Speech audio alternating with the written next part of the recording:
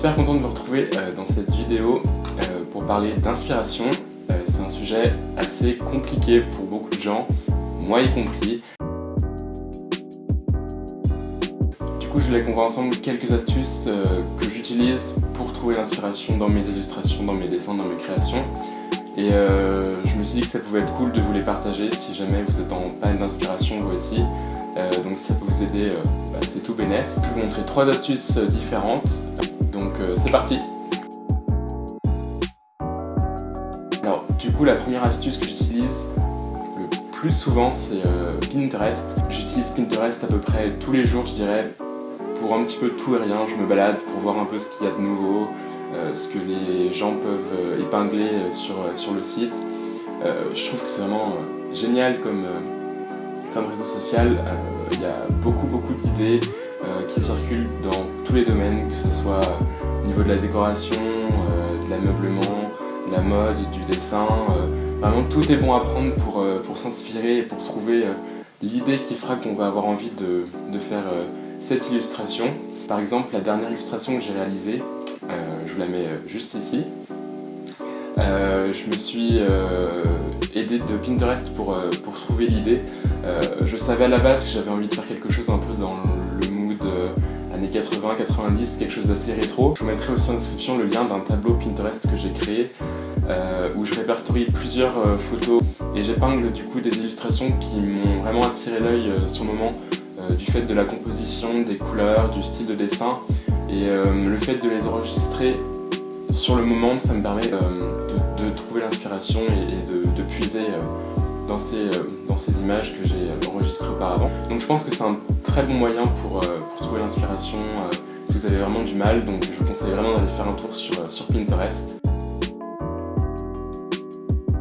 Ensuite, la deuxième astuce que je peux vous présenter, c'est de vous aider de livres, que ce soit des artbooks, des sketchbooks, des livres d'illustration d'autres artistes que vous aimez, que vous connaissez. C'est un super moyen aussi de s'inspirer d'autres univers, d'autres styles de dessin que d'autres artistes peuvent avoir. On a rapidement un aperçu de ce que les autres peuvent faire. Le but, c'est vraiment pas de copier le travail des autres, c'est vraiment de regarder la composition, les lumières, les couleurs, les formes ou même l'esthétique générale de l'illustration, de manière à pouvoir vous aider à trouver votre idée. Donc par exemple, là j'en ai 2 sous la main qui m'aident beaucoup. Si parfois j'ai besoin d'une pause, d'une idée d'ambiance, ou même tout simplement pour avoir quelques petites idées quand j'ai besoin. Donc le premier que je peux vous présenter, c'est un album de Kathleen Deléon que j'avais acheté dans une convention en 2016, je crois. Ouais, 2016. C'est un petit livret qui répertorie toutes ces illustrations de Linktober. Et elle a vraiment un style très agréable à regarder. Et le deuxième, du coup, c'est un livre de Ulvar. Et pour le coup, cette fois-ci, c'est un sketchbook que j'avais aussi acheté en convention. Et là, c'est vraiment hyper intéressant au niveau des poses, de l'anatomie. Et en plus de vous inspirer, ça vous permet de revoir un petit peu les bases de l'anatomie. Et ça peut aussi beaucoup aider, je pense. Donc voilà, je vous conseille vraiment de regarder dans les livres. Vous pouvez aller à la Fnac, dans des librairies, ou même commander sur internet. Il y a beaucoup de livres d'artistes, d'artbooks qui sont disponibles et qui sont vraiment très sympas à regarder. À la fois juste pour regarder, j'ai envie de dire, et en même temps pour essayer de trouver quelques idées de dessin. Et enfin, dernière idée que je peux vous proposer, c'est de vraiment sortir de chez vous, de vous balader, de vous promener, de sortir un maximum pour vous découvrir et voir de nouvelles choses. Je vous conseille évidemment d'aller dans les musées près de chez vous, d'aller voir des expositions qui sont près de chez vous, d'artistes plus ou moins connus. Peu importe, j'ai envie de dire. Le principal, c'est vraiment d'avoir un champ très large de création. D'être ouvert à plein de choses différentes, même à d'autres domaines. Par exemple, si vous êtes plus dans l'illustration, vous n'êtes pas obligé de vous restreindre à des illustrateurs. Vous pouvez très bien vous intéresser à des sculpteurs, à des peintres ou à n'importe quel médium différent. Donc vraiment, ouvrez-vous le maximum à tout ce qu'il y a autour de vous. Et dans la lignée de cette dernière astuce, Je sais que c'est pas forcément permis à tout le monde, mais vraiment voyager le plus possible que vous pouvez. Le voyage, c'est aussi une énorme source d'inspiration. Vous découvrez de nouvelles cultures, de nouveaux lieux, parfois même une nouvelle langue, avec des rencontres enrichissantes et des lieux vraiment incroyables. Je vous invite vraiment à, dès que vous en avez l'occasion, de faire un voyage. Moi, je pense que ça peut être très très enrichissant sur le plan artistique. Je sais que par exemple, j'ai eu l'occasion d'aller à Venise il y a 2 ans et à Berlin cette année.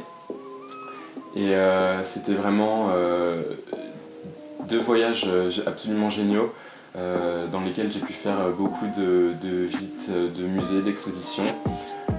J'avais été notamment à Venise à la Biennale d'art contemporain. L'art contemporain, c'est vraiment ce que je préfère dans l'art, j'ai envie de dire.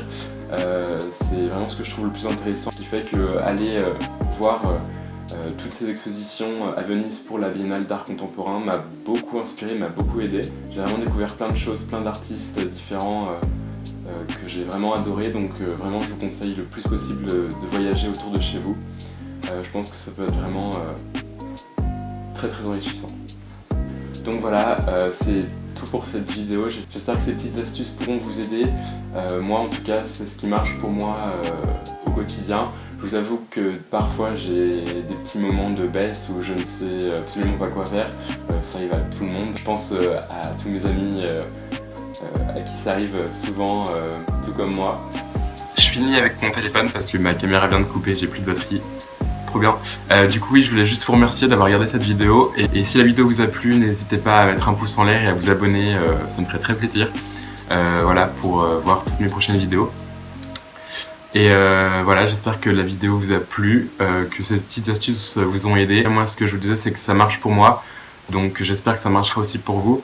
Et si vous avez des astuces à vous aussi, que vous avez découvert seul ou via d'autres personnes, n'hésitez pas à les mettre en commentaire. En tout cas, moi je vous dis à bientôt et n'oubliez pas de me suivre sur les réseaux sociaux pour voir toutes mes illustrations d'avant-première et toutes mes actualités. Je les mets aussi en barre d'infos. Voilà, je vous dis à la prochaine et puis